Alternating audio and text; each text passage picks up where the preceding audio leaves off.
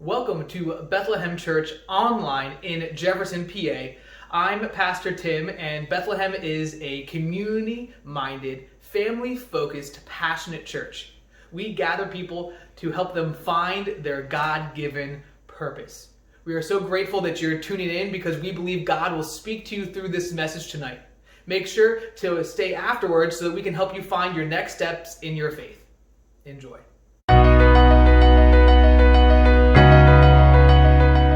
This morning I want to maybe start my sermon off in a little bit of a different way, maybe do something a little bit different than normal, but you've probably all kind of come to expect that I do anything but normal. So what I want to talk a little bit about this morning is a little bit about why I'm in ministry. I want to share a little bit about my call.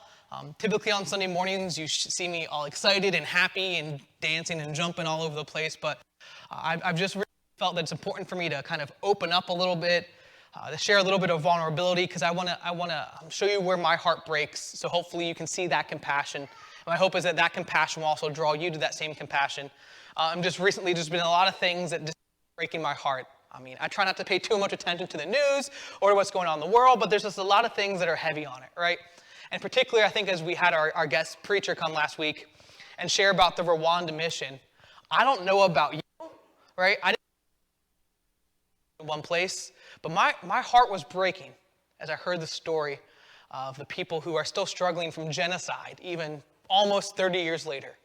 Right? My heart was weeping for the pain and the agony those people were in. And it started to get me thinking about the other pain and the other problems of the people who are helpless around us.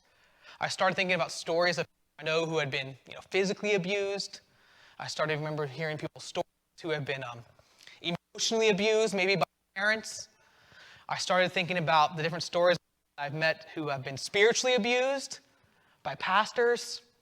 My heart just was starting to break over all these things. And then I remembered, my heart breaking for when I met people from other countries who were Christian, who weren't able to leave their home and had a wall around their city that purposely kept them from leaving their town, and how my heart broke that these fellow Christians who are around the world can't even leave, a couple of square mile area because of the persecution they're facing. And I thought about, some of the original places where my heart started breaking for me. I met people who were struggling with addictions and families with addictions. A homeless man who I gave food to, and then he came back and asked for more food because he had given it all away. And I remembered just how harassed and helpless people were, and how that was. I know I've shared bits and pieces of my call story, and today you're not going to get all of it. You'll get a little bit of it and a different. When I was down living in New Orleans, just how much of the people who I met there and how they were harassed, like Jesus said in our passage today. Now, I remember one particular story where there was a man who was actually picketing the college university that I was at, and that's not uncommon to have people with megaphones and boards kind of like that, right? That's not that uncommon in New Orleans. I think that's where all the crazy people go, is down in New Orleans, because they're really easy to pick on, because let's face it, there's a lot of problems and a lot of issues down in New Orleans. I remember one instance where a couple people actually got taken off in handcuffs for doing it.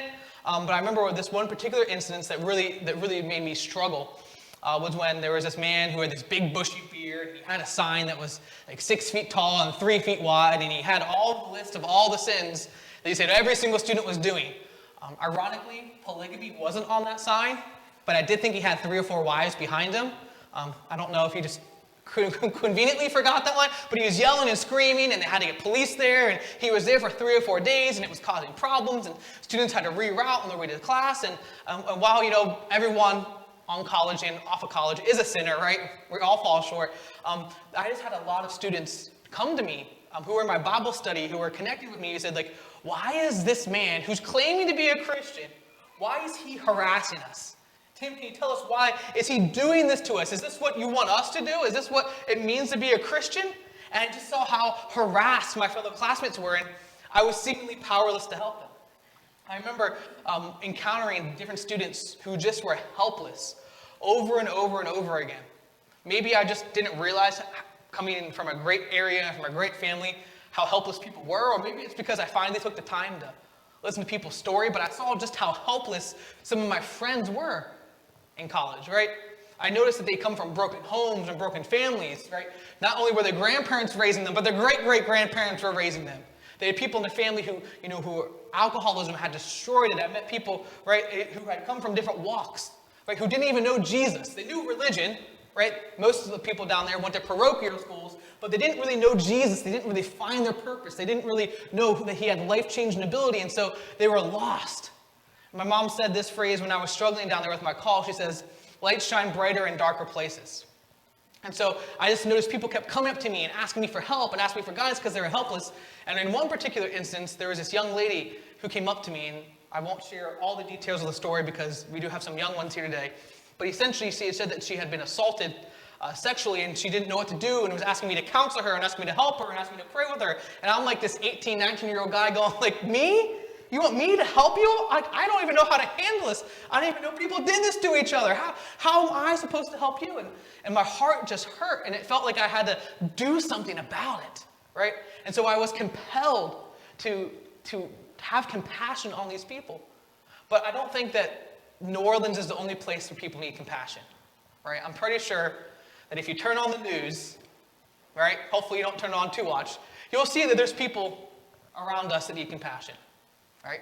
You can go on Facebook and read the post on Southern York County Facebook, and you can see that there's people who aren't nice to each other on Facebook, right? You can see that we need some compassion virtually, but if you don't believe in Facebook, right, you don't go online, you don't have to even see it there. I encourage you, drive to Hanover, drive to Shrewsbury, walk around Jefferson or even Glen Rock. You'll see it, people who are harassed and helpless. If you walk down the wrong street at the wrong time, maybe you'll even hear it, not just see it.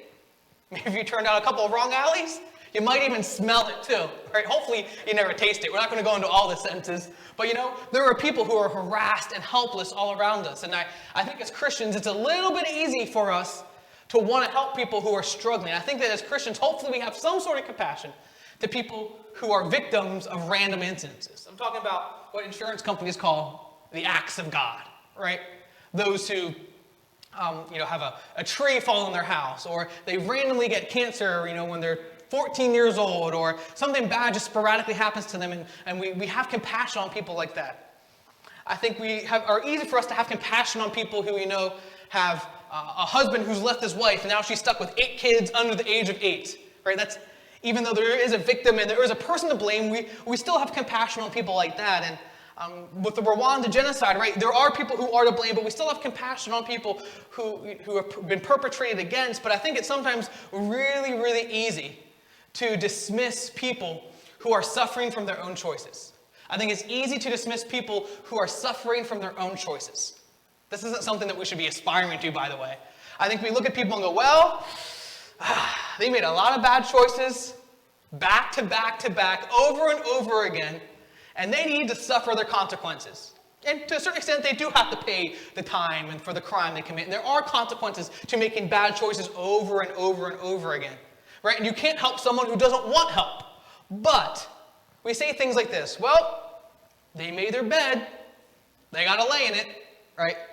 They dug their own grave, time for them to jump in, right? And as I look at those passages and I struggle because I want people to want help, I think we still should have compassion for them, because Jesus doesn't say, well, I can't help. Well, I can't help you. Like, that's not my problem. Like, you made your own problem. You fix it yourself. No, what does he say to the people? He says, go, pick up your mat, get off your bed, go, sin no more. You want change? I'm going to help you, right? He tells Lazarus, who even is in his own grave, to come out. Our God is a God who has compassion regardless of whether people deserve it or not. He has compassion for the least, the lost, and the broken. And so today I want us to look and see just how much Jesus notices the harassed and the helpless. Jesus notices the harassed and the helpless. In fact, this is the verse here that I'll read for you today. In verse 36, right, it says, when Jesus saw the crowds, he had compassion on them because they were harassed and helpless, like sheep without a shepherd. It says that they were harassed. He's noticed they were with sheep without a shepherd, and he notices, he takes time to say, wow, these people are hurting, these people are broken, I'm going to help them, I'm going to stop what I'm doing and do something about it. Later we're going to talk about compassion, but now I want to talk about this idea of being harassed. And so I said, let's look at the original language Jesus spoke in, because oftentimes when we actually look at the language he spoke, it gives a little bit different meaning than when we read it in English. Spoiler alert, Jesus didn't speak English. Also didn't speak King James English. Hate to break it to you, that's about 2,000 years old news. Anyway, so when he says the word harassed, I was like, I wonder what he really means by harassed. And this one really shocked me. The word he says here in Greek is skolio. Everyone say skolio. Skolio. Yeah, I'm going back to school, yo. It's kind of like that. None of us want to go back to school. Right, skolio. And I was like, well, what in the world does that mean? And it literally, if you want to take it completely literally, although I believe we're meant to take it metaphorically, the literal word actually means to skin or flay. I was like, ugh. It's a metaphor used a couple different times in the Bible to say that someone is so distressed, so troubled, so distraught, that it is as if they are being skinned. Ooh, right? That's not the kind of harassment that takes place in the back of your car, right? With your son or your daughter going to the other one, I'm not touching you, I'm not touching you. It's not that kind of harassment. It's not the harassment that you get from all those spam phone callers. We've been trying to reach you about your car's extended warranty. You go, stop harassing me, and we hang up our phone. It's not that kind of harassment. Like, this kind of harassment is more than just skinning your elbow or skinning your knees. It's to be so distraught, so troubled, that to actually feel like you're being skinned alive, to actually feel physical pain. In fact, I'll go as far as to say it's such bad harassment that when you see someone that distraught, it almost causes you pain because you see how much pain they are in. But Jesus doesn't come just because people are skolioed, right? Just because they are harassed. He also comes because they are helpless. And the Greek word here, I'm not good at speaking this one, is hariptu. Everyone say hariptu. I heard a lot of different versions of that. That's good enough. I'm probably saying it wrong too. And it actually means, there's two versions of the word. The violent version means to throw down, to like body slam, like those wrestlers do, right? To get angry and like pass down. Or the nicer version, which still isn't very nice, is to lay down as if on the floor helpless. So sometimes in other versions it's translated as downcast. But you put those two words together and you literally have someone laying down on the ground, troubled and helpless. In your mind, you should almost think of the passage of the Good Samaritan. So Jesus sees these people who are harassed and sees these people who are helpless, and he notices them, and it causes him to have action. And so I hope today in this message is that maybe you know someone who's like that. Maybe you know someone who's continuing to make bad choices over and over again. They're harassed maybe by their own choices, or they're harassed by maybe their employer. It doesn't matter how, but maybe you know someone. I'm hoping that this message today compels you to do something. For those of you who say, I don't know anyone in my life who's harassed and helpless, who's distraught or laying down on the ground, who can't do anything about it. Hopefully you become more aware today in this message. And maybe, just maybe, you are that one who feels distraught, who feels distressed, who feels trouble. And my hopes is that the words of Jesus will provide compassion and love, and you'll feel a sense that Jesus is doing something about it. So when Jesus sees these people, notice he doesn't just do nothing about it. He actually does something. So I want to take you back to the passage and show you that Jesus is doing something, then he notices this problem, and then he actually responds to it. I think as Christians, it's so easy to just go, oh, well, isn't that nice? Isn't that a good Bible verse? And just go home and do nothing about it. But Jesus actually responds to the problems that he encounters. Right in Matthew 9:35, before verse 36, it says, Jesus went through all the towns and villages, teaching at their synagogues, proclaiming the good news of the kingdom, and healing every sickness and disease. Like, Jesus is fulfilling his calling. He's doing what he's meant to do. Going around the countryside, going around the Sea of Galilee, which is more or less a just gigantic lake, right? He's going around teaching and preaching and proclaiming and healing. He's minding his own business. He's in the process of fulfilling the covenant, right? Teaching in synagogues, that's kind of like the ancient community centers. People would sleep there, people would eat there, people would have their birthday parties there, right? He's going around teaching, great. He's going around proclaiming the good news, saying, hey, the kingdom of the Romans is here, but guess what? God's kingdom's here too, and it's even better. Follow God, follow me, don't follow the Romans. And he's even healing, saying, hey, not only am I the authority on the spiritual life, I'm the authority on physical life, because I have dominion over healing people. And things are going well, but notice what happens next. It says in verse 36, he saw the crowds, and he had compassion on them. Why? because they were harassed and helpless. Jesus has compassion on them because they were harassed and helpless. It says, like sheep without a shepherd. Jesus has compassion on them. Now, the Greek word for compassion actually is a word you're not going to like. I really want to dig into this. The Greek word for compassion actually is this word that means your inward parts, or more literally, your entrails. I'm not going to get any more graphic than that. Some of you know exactly where this is going, all right? And it means your entrails. You're thinking, why would Jesus have his entrails feeling, moving for the harassed and helpless? It's because in ancient times, they believed your emotions was in your gut, right? It makes sense.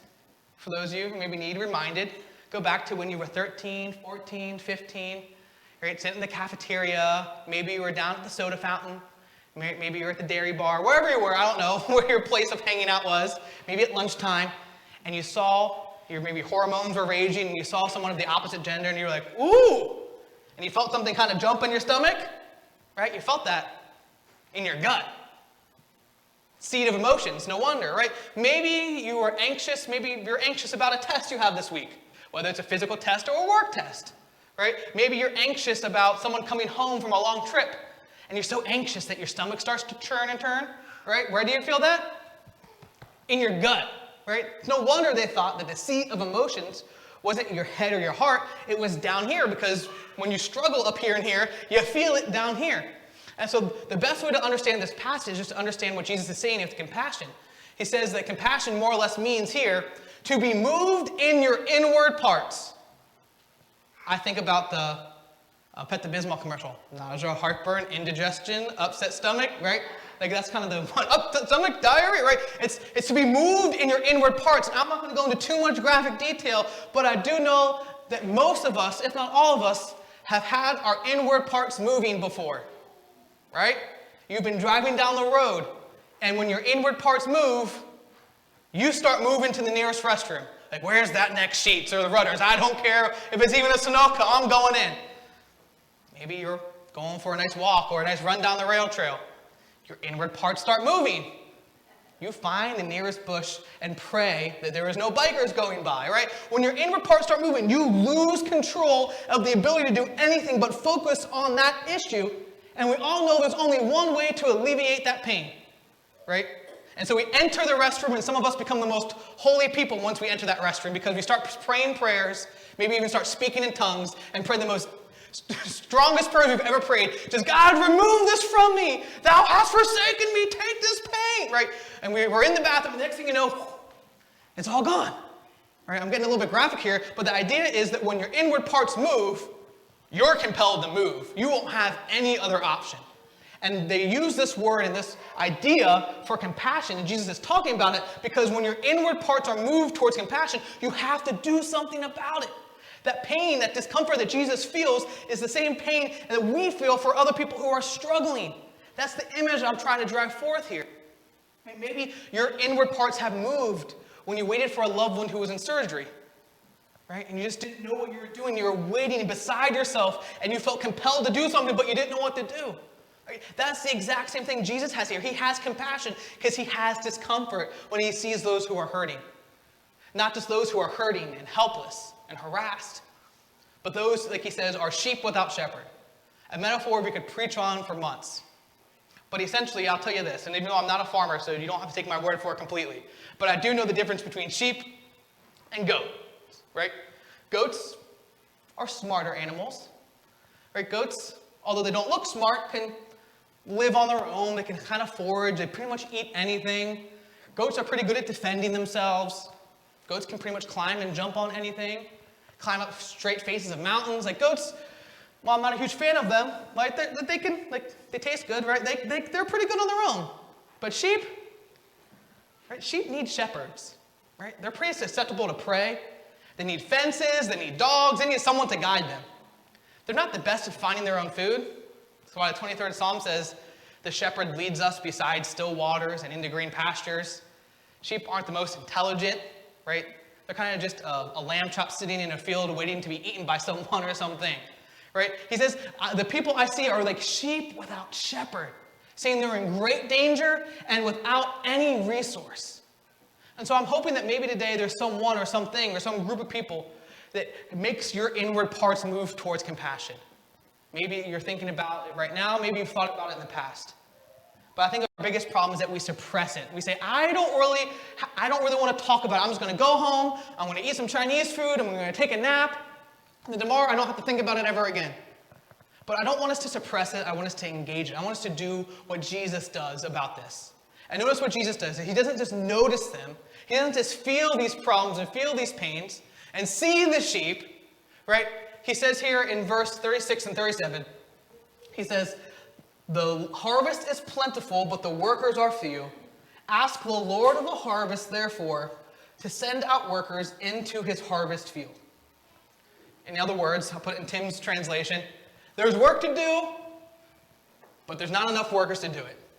He's looking at the harvest and saying, look, there are all these people, like low-hanging fruits, right? They're ripe for the picking. The harvest, right, is now. He says, there's work to be done, but I don't have enough people to do it. There are people who are in pain, people who need guidance, people who need something, but not enough people to step up and do it. And then in verse 10:1, Jesus doesn't just say, well, that's a shame. On to the next town. He actually does something about it. In verse 10:1, Jesus says this. He says, he calls his 12 disciples and gave them authority to drive out impure spirits, to heal every disease and sickness. So Jesus says, you know what? I need to send out workers. I'm going to pray for workers. And then he actually goes and sends out his 12 disciples to heal. And as they heal, they're preaching. And as they're preaching, they're proclaiming. And they're telling people the kingdom of God is at hand and that God's the one who sent them. Right? They go out and do something about it. So it's not just good enough for us to read the Bible and go, wow, I should really do something. Wow, I should have compassion. Wow, isn't that a shame? I'll just pray. We should actually go and do something about it. And so if you don't get any other piece of the message, I want you to get this. This is the last point before we sing and pray and take communion. The harvest is now. Right? The disciples are us. And the message is go. Say it with me. The harvest is now. The disciples are us. And the message is go. Let's say it one more time. The harvest is now. The disciples are us. And the message is go. Right? The harvest is right around us. We are placed in our own communities. Right, as I left for church this morning, I was looking out the driveway and saying, I wonder how many cars are going to pull out to go to church this morning. Unfortunately, I think most of the people on my road, the cars haven't moved by the time I get back. The harvest is now. Right? There's people right now who are hurting, who are helpless. We have something to do about it because we are the disciples. Right? You read this passage, oh, that's talking about them. No, it's talking about us too. Right? We are compelled to move. If you believe in Jesus, if you follow him, we are compelled to do something about it. And that something we're supposed to do is go. And so let me jump back to my story a little bit about how I felt compelled to move and do something in my inward parts for my fellow people in New Orleans, right? I'm thinking back to that story and just about how much I had to leave behind, right? When my inward parts felt that pain and the problem that the other people were facing. Like I felt that I would be a betrayal to who I was and a betrayal to God to continue on to study naval architecture. Right? I had to leave that hope and that dream behind. That hope of making a 6-figure salary, graduating college.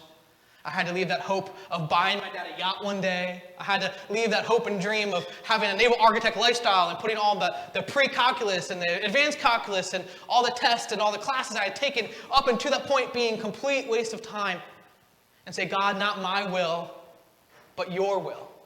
And I use the metaphor that I jumped ship because I realized that the only way I could change things, the only way I can make a difference is to follow and alleviate that pain in my gut that I had for other people and be drawn towards compassion. And people often ask me, well, Tim, do you ever regret becoming a pastor? Like, do you ever wish you weren't one? And I tell them there's not a day goes by where I regret it. I don't ever wake up wondering if I'm ever making a difference. I remember one guy asked me, do you ever think you're making a difference? Or do you ever wonder if what you're doing is what you're supposed to be doing? I said, I've never even questioned myself once. My almost 10 years of ministry because I know that I'm fulfilling what God has called me. And so one of the reasons I want to preach this message today is because the harvest is plentiful, but the workers are what? Remember that verse? The harvest is plentiful, but the workers are few. You guys are awake today. Good job, right? Part of the reason I'm talking about this is because right now, not only in our denomination, not only in our state, but even in our county, we are short on pastors.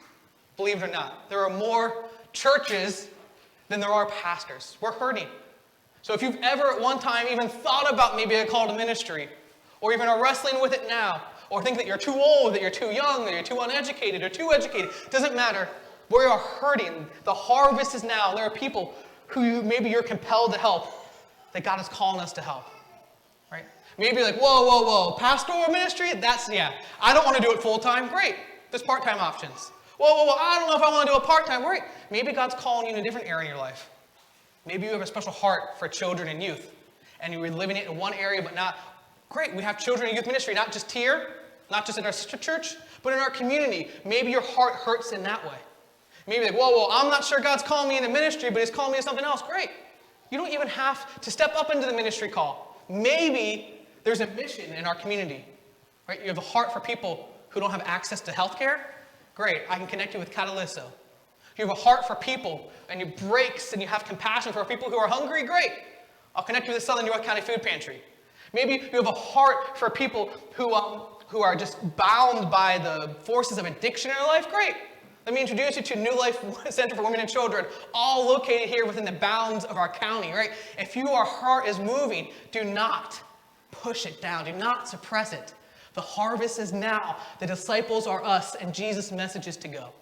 And so in just a few moments, we're going to pray.